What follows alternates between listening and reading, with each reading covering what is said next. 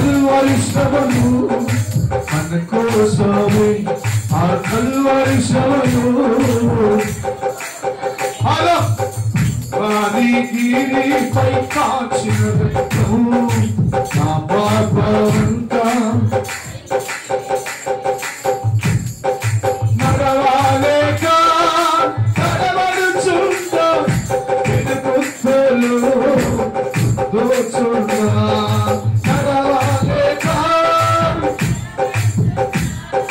వెనుకొత్తలు దోచున్నా, నీకోసమే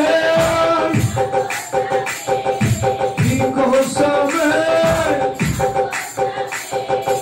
కల్వరి శ్రమను మన కోసమే, ఆ కల్వరి శ్రమను.